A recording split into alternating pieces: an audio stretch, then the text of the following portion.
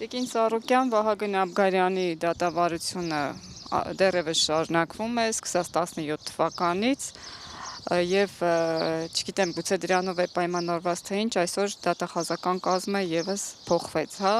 7 դատավորից բացի այդ տարիների ընթացքում որ փոխվել էին, նաեւ դատախազները փոխվեցին, ինչով եք պայմանավորում։ Ես որքանով հասկացա, նա պարոն Սերոբյանը շուտով նաև Իսագուլյանի դատախազը չի լինելու, որովհետև այլ բնույթի մեղադրանքները պաշտպանելու, ոնց որ թե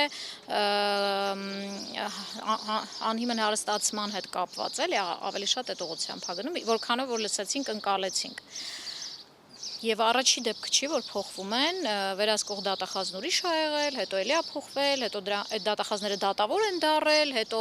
պարոն Սերոբյանը, հետո պաշտպաններ են փոխվել, դատավորներ են փոխվել, ինչ ասես եղել, դատարան ա փոխվել, հեսա շուտով կարող այս դատարանն էլ փոխվի, չնայած հիշում եք ինչ էի ասում, սա մեր վերջին հանգրվանն է, բայց ով գիտի։ Դա նրանից է, որ առարկայական ընդհատությունը Երևան քաղաքում ա եղել միշտ, վերջի հանցագործությունը ստեղ ա եղել, բայց դատախազությանը դա չի հետաքրքրել։ Կարևորը Աբգարյան Վահագը կալանքի տակ է, Վլադիմիր Դավթյանն էլ դատվում է, նորմալ ա եղել իրանց համար, հիմա եկել են ստեղ մեզ առաջարկում են սահմանափակ միջնորդություններ անելու հայտարարություններ, մոռանում են իրանց պարտականությունների մասին, ամենայն հարգանքով նոր դատախազների նկատմամբ։ Ժորժ ջան, դուք մեկ միասնական կառույց եք, ես չեմ դա ասել, դուք եք որոշել, մեկի սխալը, մյուսի սխալը ձեզ էլ ա վերաբերվում։ Դե եկեք այդ դիրքորոշումից խոսեք, օբյեկտիվ պատճառներով, ինչ ա նշանակում դատական նիստերը, նորմալ ա, որ 8 տարի ա,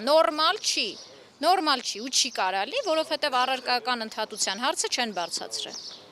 Այս է պատճառը, որ դատախազը կփոխվի, հələ լավ է, ես կամ մնում եմ, հուսամ տենց կմնամ։ Այսօր եւս, հա, կալանքի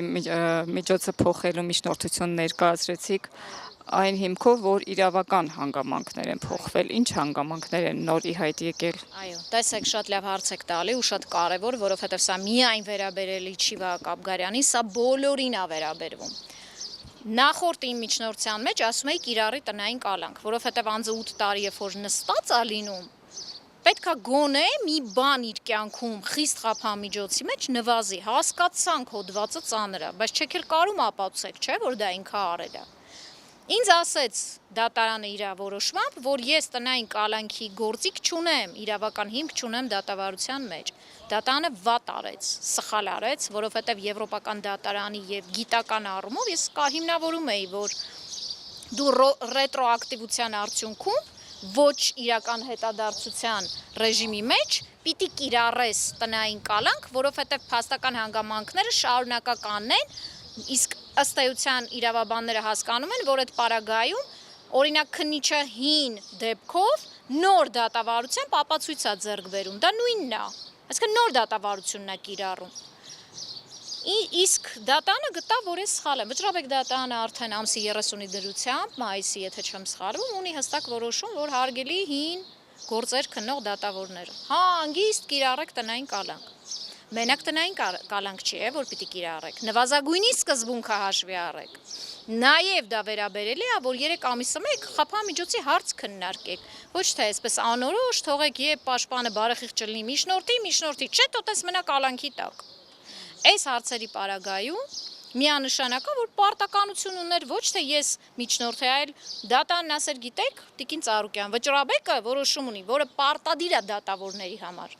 Եկեք մի հատ այս հարցը քննարկենք, դատախազներ չքննարկենք, այս հարցը թեկուզ եւ մերժենք, բայց չքննարկենք։ Ուստի ասել եմ, չէ, ինձանից չենք նեղանում, հարգելի իմ գործընկերներ, անխնա բողոքներ եմ գրելու։ Ուզեք թե չուզեք,